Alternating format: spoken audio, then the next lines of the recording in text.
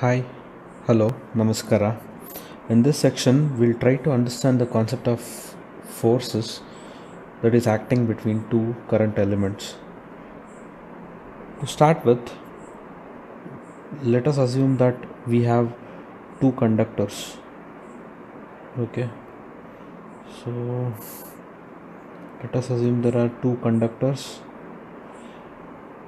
Place something like this in parallel, and the current flowing in the two conductors are in the same direction, and they are of same values. Let us say take it as I and I.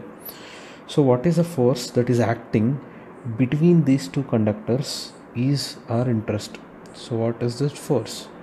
To understand, to calculate, or to know what is a force, we should go back to some of our Boyd-Schubert's law concepts, wherein if you see this figure which I have represented here, if this is the stylus what I have taken, which is pointing in the direction of current, so current is flowing in this direction or the thumb direction. If the current is flowing, then I know the magnetic force lines is always rotational across that conductor, or my other fingers represent the direction of force. So the both the images are same, so means to say the current is flowing in both the parallel wires in the same direction. So what is the forces that is acting on them? To understand this, what I know I'll bring the vector concept. So my first conductor or first current element, if I draw the vectors here, the vector is going in, the magnetic field vector is going in. Similarly, the second conductor, if I take this point, the vector is coming out, right? It is coming out, right? If I see from this point, it is coming out. If I see from this point, it is going in, because it is the back of the vector. So the vector is going in here, it is coming out here. Similarly, so whenever we spoke about the concept of vector, the arrow, this point always corresponds to the north pole, and this point always corresponds to the south pole. That means to say, if I keep a compass, my compass will always be aligned like this. Okay, it will be always aligned like this, wherein this will be my north pole and this will be my south pole. So my force of line, if I represent, this will be the force of line around that particular conductor.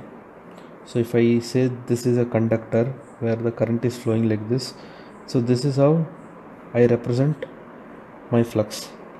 So here in this figure, if I show, the vector is coming out from the right hand conductor at this point.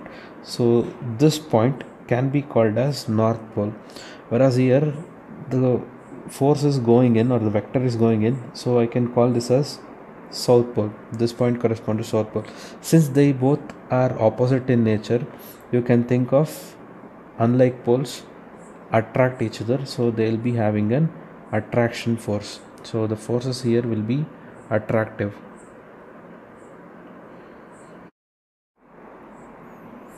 So here in my second condition, again I have two conductors which are carrying current, wherein the first conductor is carrying the current from the bottom to top, the second conductor is carrying the current from the top to bottom.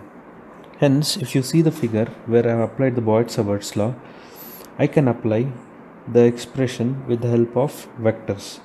If I see the vector here, the vector is entering. If I see the fingers, I can properly say the vector is entering in this side. Similarly here, the vector is also entering. So whenever I say the vectors are entering, if you remember this graph, this force, okay, the vector always exits the north pole and it enters at the south pole, right? So since this is exiting points which I have represented here, this is my north and this is also my north, or same, so they act as same poles. So when I have same poles, they both repel each other. Hence, the force exerted on this wire and the force exerted on this wire will be opposite in nature or repel in nature. Hence, they don't attract and they repel. So this is the concept of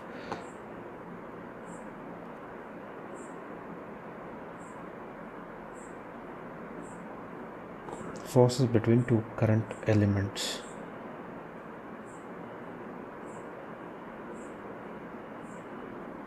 Thank you.